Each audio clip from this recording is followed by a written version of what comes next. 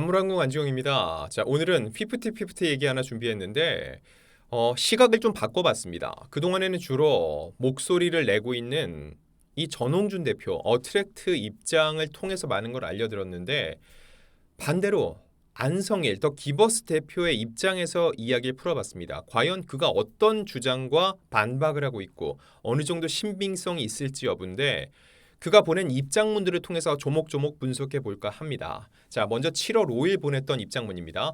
쟁점 하나, 첫 번째입니다. 30년 경력의 베테랑 제작자로 자부하시는 분께서 인접권과 저작권에 대해 구분도 못하시는 점 매우 안타깝게 생각합니다. 라고 얘기했어요. 이 얘기는 어트랙트가 주장하고 있는 이 9,000불의 곡비를 지급하고 이거에 대해서 결국은 더 기버스에서 저작권, 저작 인접권을 본인들이 가져가려 한다는 주장에 대해서 이건 말이 안 된다라고 얘기를 하고 있는 겁니다. 그러면서 저작권은 저작물을 창작한 사람의 권리로 음악과 관련해서 작사가, 작곡가, 편곡가들이 가지는 권리다. 그리고 이에 대해서 더 기버스가 적법한 절차를 거쳐 작가들의 논의 끝에 권리 양수도 계약을 체결해 대금을 지급하고 보유한 권리라고 하는 겁니다. 그래서 어트랙트가 지급한 곡비에 대해 더 기버스가 저작권을 구매했다는 주장은 성립할 수 없는 명백한 허위 사실이라는 게 안성일 대표의 입장인 거죠.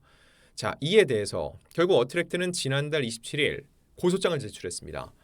프로젝트의 관리 및 업무를 수행해온 더 기버스가 업무 인수인계 과정에서 프로젝트 관련 자료를 삭제하는 업무 방해 행위와 더불어 큐피드의 저작권을 몰래 사는 행위를 했다는 것이 고소 이유였습니다. 자, 큐피드의 저작권을 사는 행위. 근데 저작권이 아니라 저작 인자권이다. 이 부분을 놓고서는 지금 반박을 하고 있는 거죠. 그런데 이 피프티의 히트곡 큐피드, 원래 스웨덴 작곡가 3인이 있었죠. 그런데 이 멜론 등의 음원 사이트를 보면은 이들의 정보가 등록은 돼 있는데 한국음악저작권협회에서는 이들의 이름을 찾을 수가 없습니다. 안성일 대표와 더 기버스의 직원으로 알려진 아인 등만 등재되어 있거든요. 이거에 대해서 많은 저작권자들, 작곡가들이 얘기를 해요. 저작권협회에 원저작자의 이름이 등록 안 되는 경우는 거의 없다. 저작권 지분과 상관없이 보통 원저작자의 이름도 저작권협회에 등록된다. 그런데 이런 식으로 하지 않은 건 누가 봐도 이상하다는 의혹을 제기하고 있다는 겁니다. 자, 더 기버스 쪽은 어트랙트가 지불한 9,000달러로 저작 인적권을 가지고 있다고 주장을 했고 저작 인적권은 저작물의 가치를 높이는 데 기여한 자에 대한 권리, 일반적으로 음반업계에서는 소속사나 음반 제작자가 이 권리를 갖는 건데 자, 여기서 어떤 걸 따져야 되냐? 양측의 갈등의 중요한 지점은요. 어트랙트 측이 9,000달러를 주고 큐피드의 저작권까지 살 의도가 있었는지라고 말을 했는데 당초 9,000달러를 곡비로만 지불할 의도였다면은 더 기버스에서는 도의적 문제만 있는 거죠. 그래, 그건 곡비미랑 한 거고 우리가 그거에 대해서 나머지 권리를 산 거는 우리가 그냥 자체적으로 산 거야라고 볼 수 있다는 거죠. 근데 스포티비와 인터뷰에서 서기준 작곡가는 이렇게 얘기를 합니다. 양쪽의 계약서를 자세히 봐야 알 수 있지만 일단 더 기버스가 큐피드의 저작권을 사오는 것은 제작자의 허락을 받지 않아도 된다. 이건 문제가 없다는 거예요. 그러나 외주 용역사의 입장에서 그걸 말하지 않고 몰래 샀다는 것은 도의적인 문제가 있다는 겁니다. 그리고 당초 저작권까지 사오려 했던 의도의 여부와 별개로 더 기버스가 어트랙트가 지불한 9,000달러로 곡비와 저작권비를 모두 해결했다면 더 기버스가 법적 책임의 여지가 있다는 겁니다. 정리를 해드릴게요. 그 9,000달러 받았죠. 그거에 대해서 곡비와 저작권을 사오는 비용까지 모두 낸 거라면은 이거는 문제가 있다는 거죠. 자, 이거를 아니라는 걸 밝힐 자료를 내면 된다는 겁니다. 또 서기준 작곡가는 이런 얘기를 해요. 곡비 9,000달러와 별개로 더 기버스가 자신들의 돈을 더 들여서 저작권을 썼다면 법적 문제가 없지만 어트랙트가 지불한 9,000달러로 곡비와 저작권 구입비를 모두 해결했는데 저작권을 자기들이 앞으로 해놨다면 횡령 가능성이 있다고 설명을 했습니다. 자, 그러면 더 기버스는 뭘 해야 될까요? 자신들이 법적 문제가 없다는 걸 주장하려면 이 스웨덴 작곡가들에게 송금한 내역서를 공개하고 저작권 구입을 위해 치른 값이 9,000달러 외에 자신들의 돈이라는 걸 증명을 하면 된다는 거죠. 그런데 재판 과정에서 밝히려고 할지 모르겠지만 적어도 지금까지는 이걸 내놓지 않고 있습니다. 공개를 하면 훨씬 더 깔끔해질 수 있다는 거죠. 그리고 두 번째 쟁점입니다. 자, 현재 어트랙트는 전후 상황과 맥락은 누락한 채 본인들의 주장에 들어맞는 일부의 자료만 부분적으로 공개하고 있다. 그럼에도 저희가 지금까지 어트랙트에 관해 구체적 반박을 하지 않았던 이유는 법적인 절차 밖에서 다툼을 일으키지 않고 또한 어트랙트와 아티스트 간의 법적 분쟁에 당사자가 아닌 자사가 어떤 영향을 주고 싶지 않았기 때문이라고 주장을 했습니다. 자, 이 부분이 왜 두 번째 쟁점인지 말씀을 드릴게요. 여기서 얘기를 했습니다. 우리 회사는 당사자, 이 법적 분쟁의 당사자가 아니다. 그렇죠? 본인들은 그리고 외부 세력이 아니라는 걸 강조를 하고 있습니다. 향후 어떻게 될지 모르겠지만 이건 시간이 지나면 자연스럽게 알게 될 거예요. 근데 만약에 보세요. 전속계약 효력정지 가처분 신청이 받아들여진다고 볼게요. 그럼 어떻게 돼요? 피프티가 향후 독자적 활동이 가능해지죠. 그때 뭘 봐야 되나? 더 기버스가 손을 잡는지를 봐야 됩니다. 여기서 더 기버스랑 또 손을 잡게 되면 어떻게 되는 걸까요? 본인들은 주장을 했어요. 법적 분쟁 당사자가 아닌 자사가 어떤 영향을 주고 싶지 않았기 때문 어떤 영향을 주고 싶지 않다고 그랬죠. 본인들은 외부 세력이 아니라고 얘기를 한 거예요. 그렇다면 당연히 피프티가 독자 활동이 가능해져도 더 기버스랑은 손잡는 일이 없겠죠. 근데 여기서 만약에 손을 잡았다. 그럼 뭘까요? 그럼 앞선 내용들과 이게 정면으로 배치가 됩니다. 본인들이 계속 어떤 영향을 주고 있었다는 거예요.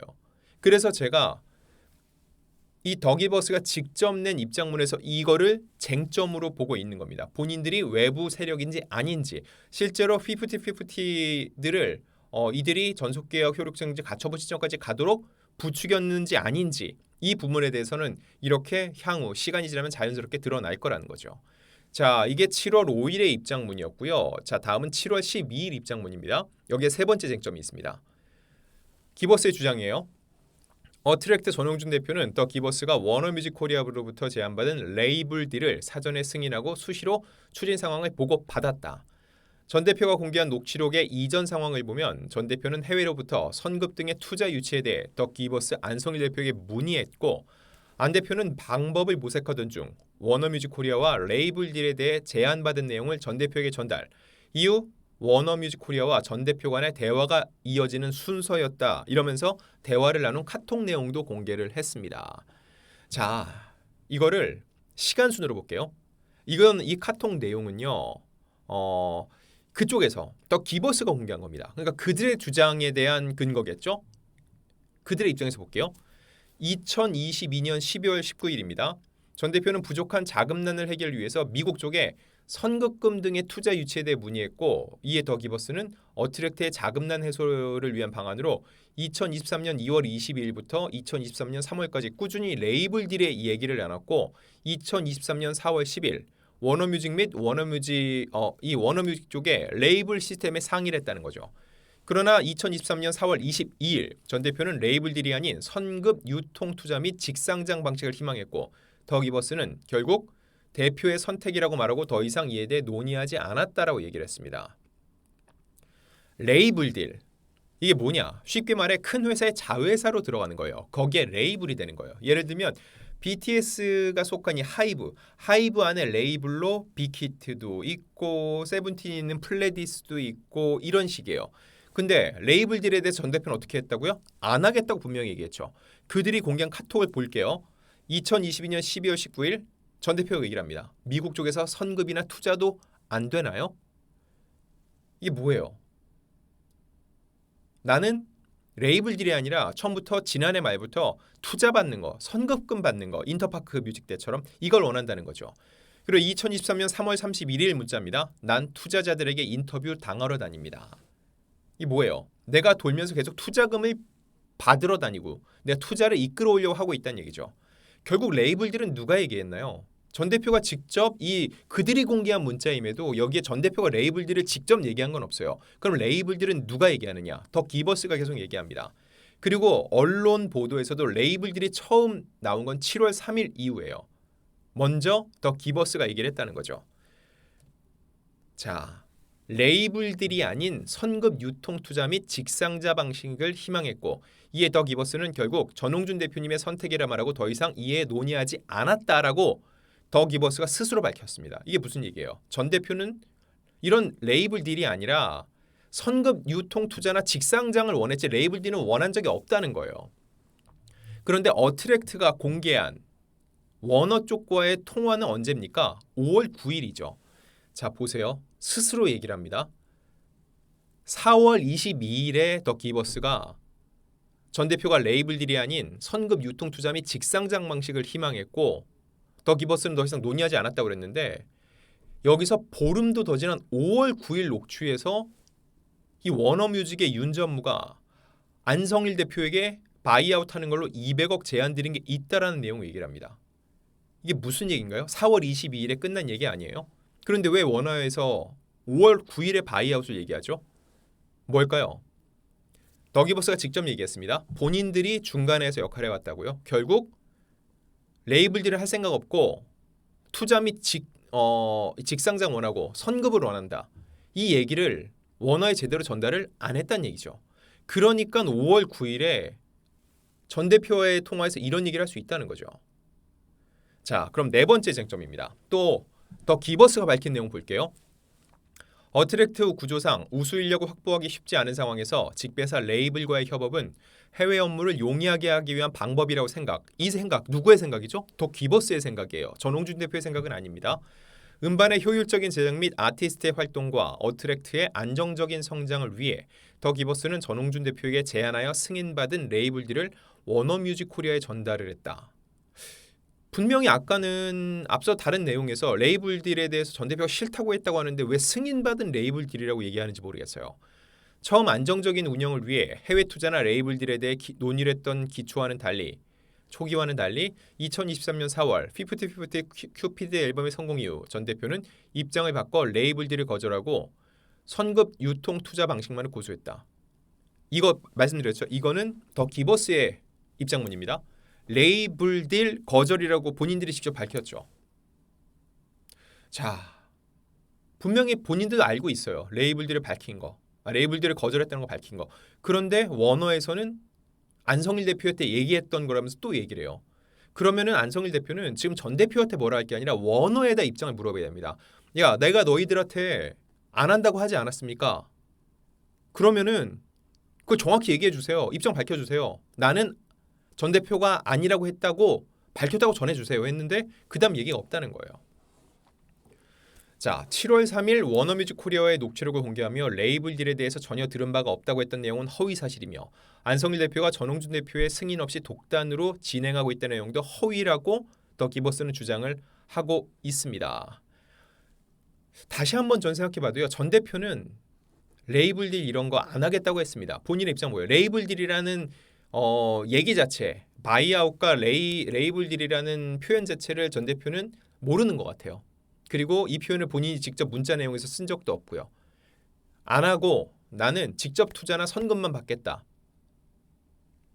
이 100번 양보해서 다시 들어봐도요. 워너와의 대화에서도 바이아웃이 등장하지 전 대표가 레이블 딜을 얘기한 적은 없습니다. 윤 전무가 그래 설명을 해요. 저희가 아이들을 다 인수한다고 말씀드린 것이라고 했습니다. 이에 전 대표는 아니다라고 응수를 했죠. 따지고 보면 전 대표의 입장은 변함이 없어요. 팔 생각 없다. 레이블로 들어갈 생각 없다. 바이아웃 할 생각 없다. 그럼 어떻게 하겠다? 직접 투자 받거나 선급 받겠다.